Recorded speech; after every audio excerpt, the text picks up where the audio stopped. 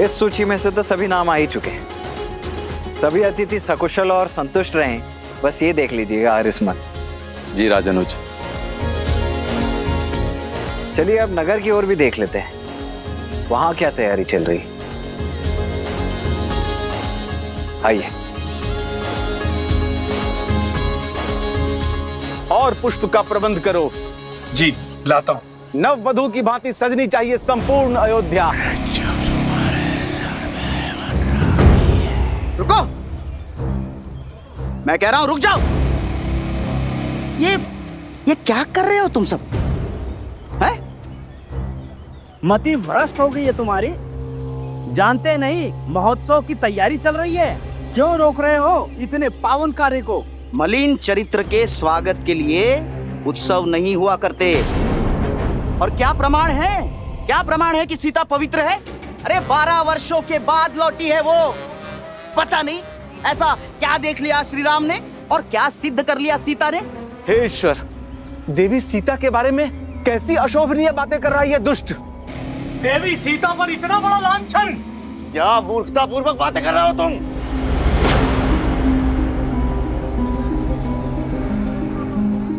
सत्य बोल रहा हूं मैं, केवल सत्य। अरे हमने सीता को इसलिए अपनाया क्योंकि उन्होंने स्त्रियों के अधिकार की बात की, उन्हें सम्मान दिलाया। किंतु प्रश्न तो ये है, क्या सीता पुनः राज सिंहासन पर बैठने के योग्य है?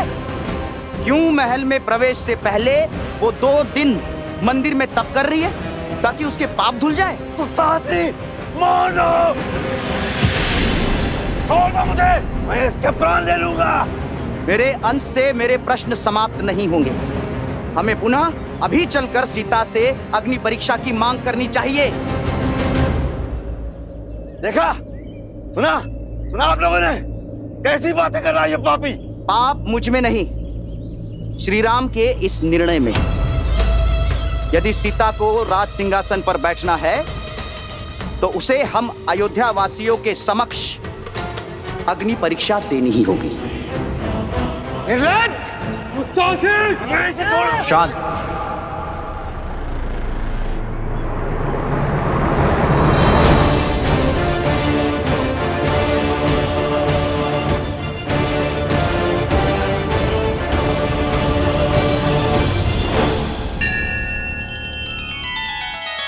श्री रामचंद्र कृपालु भजु मन हरण भव भय दारुणम नव कंज लोचन कंज मुख कर कंज पद कंजारुणम।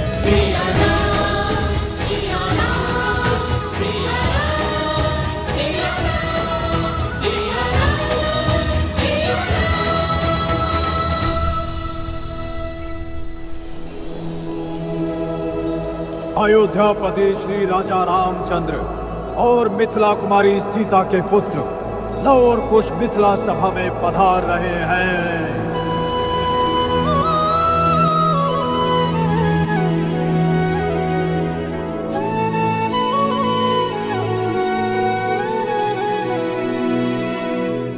जिनमें देखी राम सिया पर छाई वो लव कुश सच में है सुत रघुराई।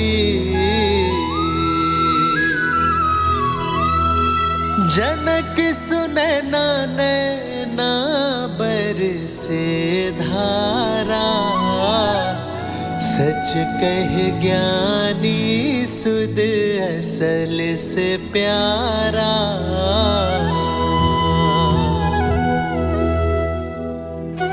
प्रणाम नानी।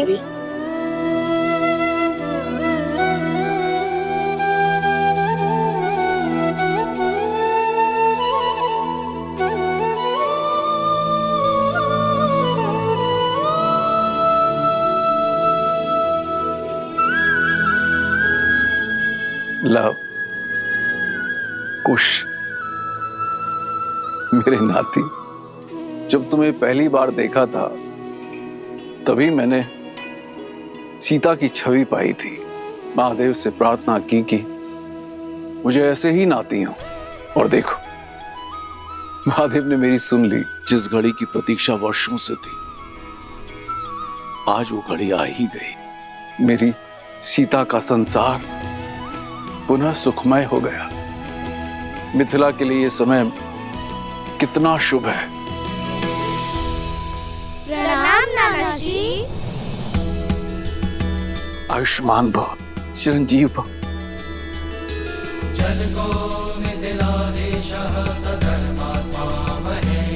मेरी पुत्रियों के अंश आज मिथिला पधारे हैं। मिथिला के आंगन में वसंत ले आए हो तुम सब। वसंत तो अयोध्या में भी आया है महाराज जनक, और इसी वसंत के उत्सव के लिए हम अयोध्या और श्री राम की ओर से संपूर्ण मिथिला को निमंत्रण देने आए हैं कि आप सब पधारे और सियाराम मिलन के साक्षी बने। अवश्य अवश्य आएंगे। पूरा मिथिला आएगा मैथिली के स्वागत के लिए। महाराज जनक, मन में एक प्रश्न था, पूछने की आज्ञा है? अवश्य आज्ञा है, किंतु उससे पूर्ण मेरे एक प्रश्न का उत्तर दो। क्या मैं तुम्हारे लिए महाराज जनक हूं या तुम्हारा नाना?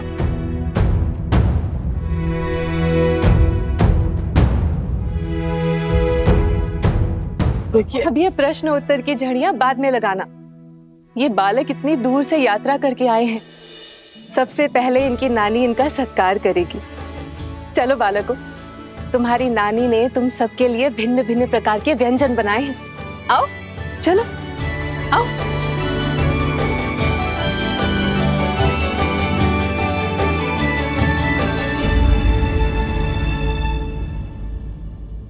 चलिए आप सभी अपने अपने कार्य पर जाइए। महोत्सव के आरंभ में अधिक समय शेष नहीं है, और आप में से जिस किसी के भी मन में इस मूर्ख की बातों से कोई भी संदेह उत्पन्न हो रहा है, वो सब आइए मेरे साथ।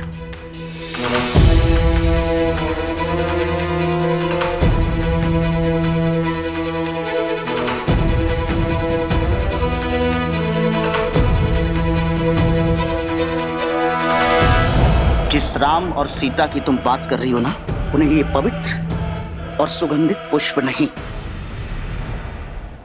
कांटों का हार मिलना चाहिए, और मैं बनाऊंगा ये कांटों का हार उन दोनों के लिए। ये सब आप क्या कह रहे हैं? क्या करने वाले हैं आप?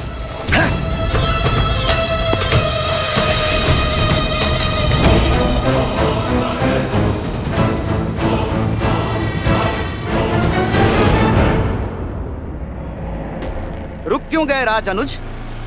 आगे बढ़िए और हमें श्री राम से मिलवाइए, क्योंकि देवी सीता की स्वीकृति जो अयोध्या और रघुकुल में हुई है, वो नियमों और रीतियों के अनुकूल नहीं है।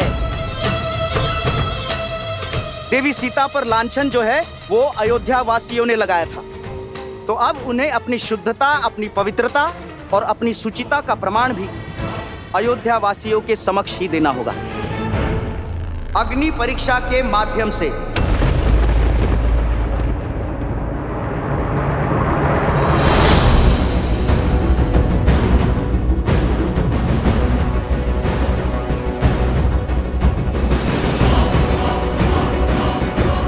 मौन हो जाओ मूर्ख, अपने प्राणों का मोह नहीं है तुम्हें?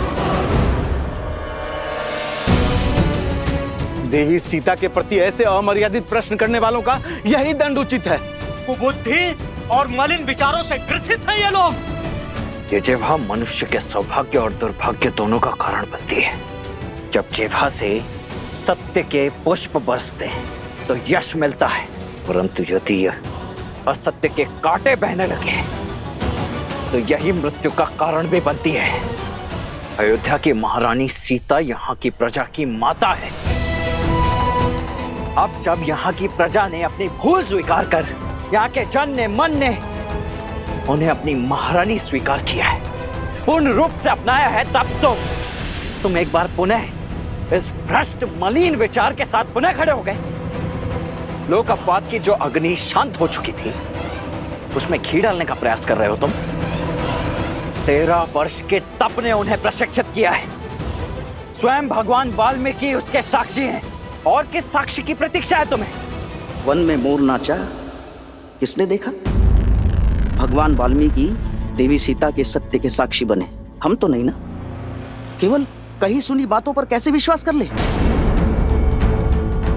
अयोध्या के लोगों ने भावनाओं में बहकर उन्हें फिर से अपनाया, किंतु हम अभी तक इस भ्रमजाल से बचे हैं। और किस आधार पर देवी सीता की शुद्धता प्रमाणित होती है, बताइए? और यदि नहीं बता सकते तो कहिए देवी सीता से आए और दे अग्नि परीक्षा, और फिर बैठे अयोध्या के पवित्र सिंहासन पर। जगाया उसे जाता है जो सो रहा हो, परंतु जो जागते हुए सोने का ढोंग कर रहा हो वो तुम जैसा कोई कुतर्की ही हो सकता है। नहीं है विश्वास, तुम मत करो, किंतु मेरी भाभी मां अब कोई और परीक्षा नहीं देंगी और ना ही मैं दूंगा कोई भी स्पष्टीकरण, परंतु मैं ले अवश्य सकता हूं तुम्हारे प्राण। वो तो मैं इस आनंद के महोत्सव को रक्त रंजित नहीं करना चाहता, अन्यथा इस धरा को तुम्हारे रक्त से धोने में तनिक भी विलंब नहीं करता मैं। अब इस जीवन दान को अपने जीवन की अंतिम अनमोल भेंट समझकर यहां से चले जाओ, निकल जाओ यहां से। हटाओ ना यहां से। जब प्रश्न कुतर्क समझकर टाल दिए जाए, अर्थात आपके पास कोई तर्क नहीं, ये सत्य नहीं है, ये छल है रघुकुल का।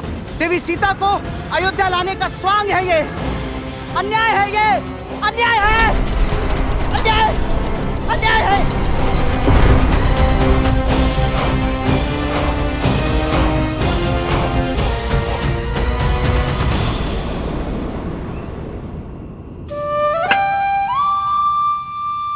ये लो, एक और खा लो। नहीं नहीं, बस और नहीं नानी श्री, पेट भर गया। ठीक है, मत खाओ। मालपुआ जो तुम अभी खा रहे हो वही तुम्हें माता के हाथों से भोज में भी खाना है। और क्या ज्ञात तो है कि नानी श्री के हाथ में अधिक स्वाद है या उनकी पुत्री हमारी बड़ी माता श्री के हाथ में?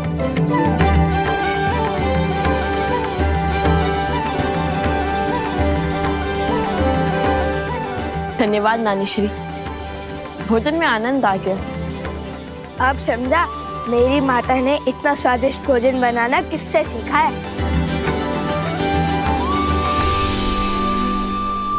धन्यवाद केवल नानी श्री को, नाना श्री को कुछ नहीं। धन्यवाद महाराज जनक। धन्यवाद महाराज जनक।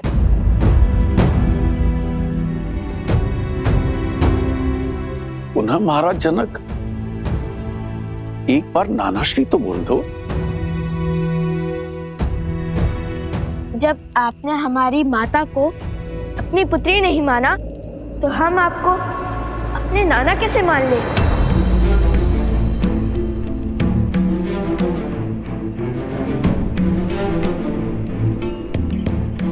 कारावास आपकी पुत्री वन वन भटकती रही, एक राजकुमारी होकर भी एक वनवासिनी का जीवन जीती रही। आपने उनकी सुतक ना ली, उनसे मिले नहीं कि वो कैसी है, किस अवस्था में है, कहाँ है, कुछ भी जानने का प्रयास तक नहीं किया आपने। छोटी माता श्री से ज्ञात हुआ कि नानी श्री अस्वस्थ थी। यदि वो चाहती तो यूं माता को खोज निकालती, किंतु आप मिथिला नरेश होकर भी चूक गए। क्षमा कीजिए महाराज, हमारी मंशा आपका अपमान करना नहीं था, बल्कि हमारी मंशा तो हमारे मन में उत्पन्न हुए प्रश्न का उत्तर पाना था। वो संदेह जो हमारे मन में अभी अभी उत्पन्न हुआ, और न जाने प्रश्न हमारी माता के मन में कब से कचोट रहा होगा उन्हें। जिन माता पिता ने उन्हें इतना स्नेह दिया वो उन्हें अकस्मात ऐसे भूल क्यों गए? और क्यों अयोध्या की भांति मिथिला ने भी उनसे मुख मोड़ लिया।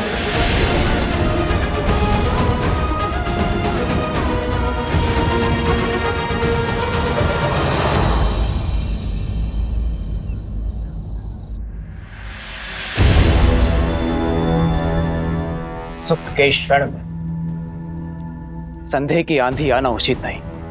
उस व्यक्ति का भाभी मां के चरित्र पर पुनः प्रश्न उठाना ये विचित्र भी है और विचारणीय भी। राज अनुज लक्ष्मण ने उचित किया उस पापी के साथ। मेरी मां ने तो लोक अपवाद के इस नवीन ज्वाला को भड़कने से पूर्व ही मृत्यु शैया पे सुला दीजिए, अंत कर दीजिए उस दुष्ट का। नहीं सुमन जी, राम राज्य में प्रश्नों का उत्तर दिया जाता है, दंड नहीं। उचित किया लक्ष्मण तुमने, जो उसे कोई हानि नहीं पहुंचाई। अब इस बात को यहीं दबा दो और जाने दो। हर व्यक्ति की अपनी एक सोच होती है, अपनी एक विचारधारा होती है।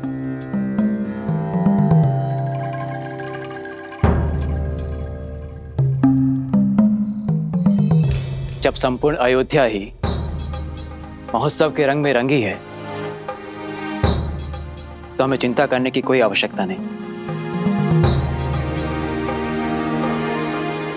महोत्सव की तैयारियां जैसे चल रही है चलने दो। और हाँ, ये बात भैया तक ना पहुंचे, अन्यथा उन्हें बहुत कष्ट होगा। इतने वर्षों के बाद उनके जीवन में सुख लौट के आया है और ये सुख दुख में परिवर्तित नहीं होना चाहिए।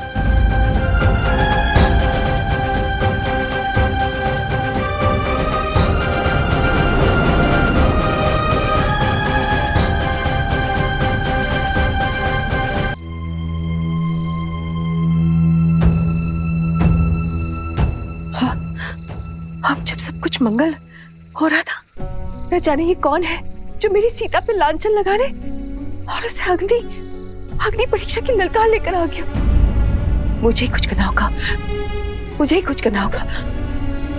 मैं आमरण व्रत करूंगी, जो अपने घर की सुख शांति के लिए बहुत अच्छा होगा। यही उचित होगा। दीदी, आप व्यर्थ ही चिंता कर रही। इस बार केवल अयोध्या नरेश राम ने ही नहीं, अपितु संपूर्ण अयोध्या ने सीता को मन से स्वीकारा है। सब कुछ सुलझा हुआ है, फिर आप अपने मन को क्यों उलझा रही हैं दीदी? देखिए ना, कैसे पूरी अयोध्या उत्सव की तैयारी में लीन है।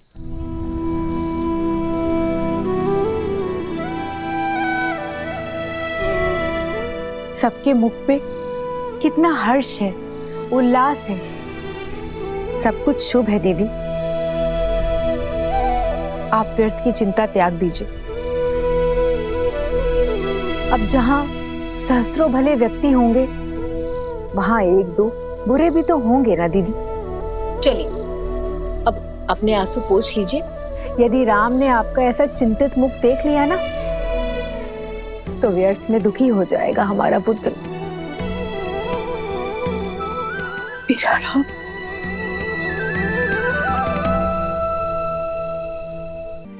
नहीं पुत्रो, ऐसा कतई नहीं है। यदि तुम्हें लगता है कि हम हमारी सीता को भूल गए हैं, तो ये तुम्हारी भूल है।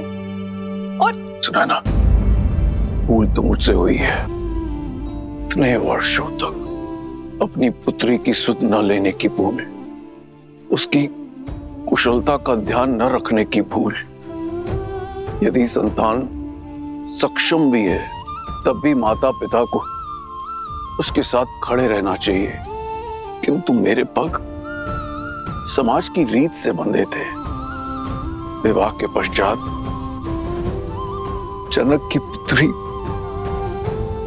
राजा राम की पत्नी बन गई, अयोध्या की महारानी हो गई।